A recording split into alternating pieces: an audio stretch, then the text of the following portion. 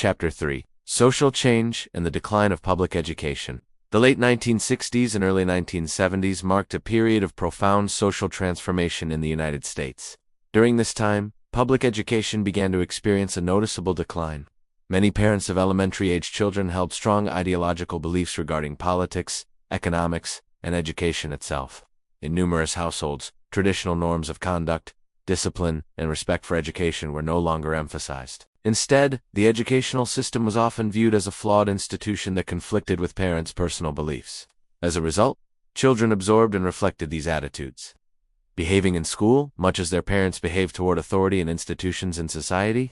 This shift was particularly evident among older students in junior high and high school. Adolescents during this period exhibited increased defiance and rebellious behavior. Suspensions and expulsions became common due to disruptive conduct, defiance of authority, and inappropriate language. Many students demonstrated little respect for school rules or teachers. Academic engagement was often stigmatized, and being labeled as a school-oriented student was considered socially unacceptable. Consequently, attitudes towards school officials and public education deteriorated by the end of the 1960s and into the early 1970s. Simultaneously, broader social changes were occurring outside the school system. Families began to experience increased pressure, and rates of divorce and separation rose significantly. As traditional marriage became less valued, individuals increasingly explored alternative living arrangements, including trial marriages, cohabitation, prenuptial agreements, and non-traditional family structures. Observing the legal and financial complications associated with divorce, such as custody disputes, child support, and alimony, many individuals chose lifestyles they believed offered greater personal freedom and fewer long-term obligations. The early 1970s saw a sharp increase in marital dissolution, influenced by a climate of individualism, liberalism, and self-centeredness. Many individuals found it easier to leave their spouses and families in pursuit of personal fulfillment. Marriage and family life were no longer widely regarded as lifelong commitments, leading to a rise in fragmented households. One significant outcome of this trend was the growth of single-parent families. Many children were raised without one parent, most often the father, while mothers assumed primary responsibility for childcare and financial support.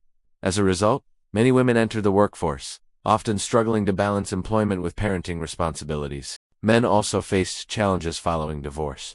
Legal disputes and emotional strain frequently disrupt their personal and professional lives. Some remained unmarried for extended periods, while others engaged in unstable relationships, substance abuse, or promiscuous behavior. Although these lifestyles were often perceived as liberating, they frequently proved to be emotionally and socially damaging. Children were the most affected by family instability.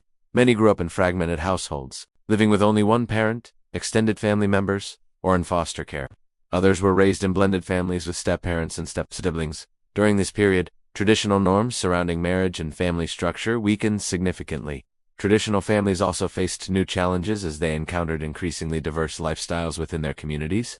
Parents were often required to explain behaviors and family arrangements that differed from their own values. Both parents and children were compelled to navigate ethical questions and cultural differences previously less visible.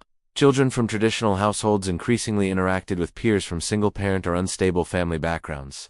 These experiences exposed them to differing moral frameworks and social norms, sometimes leading to confusion and internal conflict regarding ethical behavior and family values. This environment prompted many adults to reevaluate their own beliefs and value systems.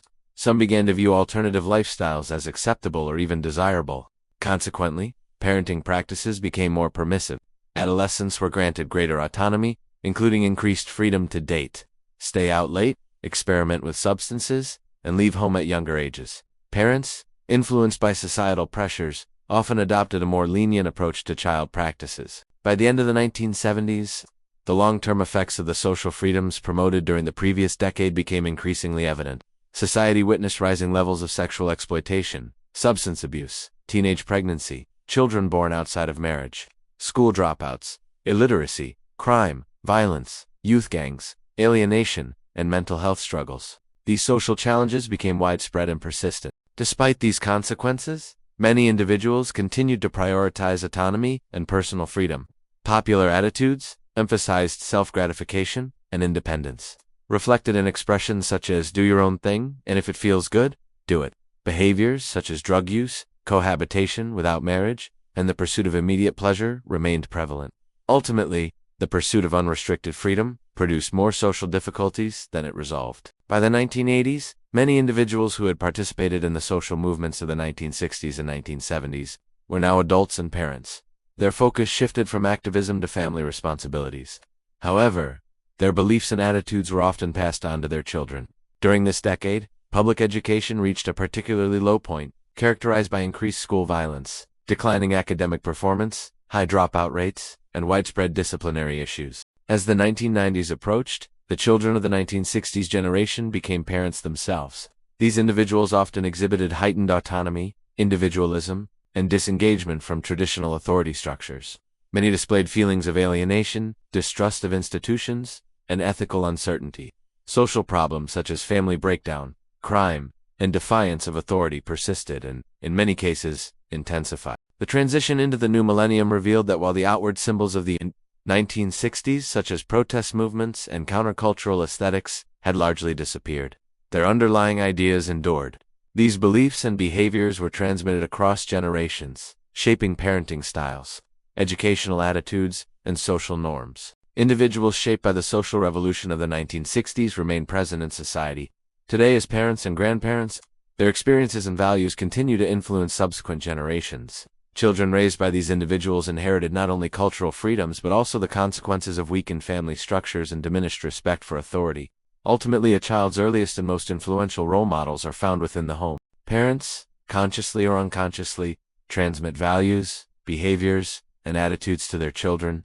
Early childhood experiences and caregiving practices play a critical role in shaping personality development.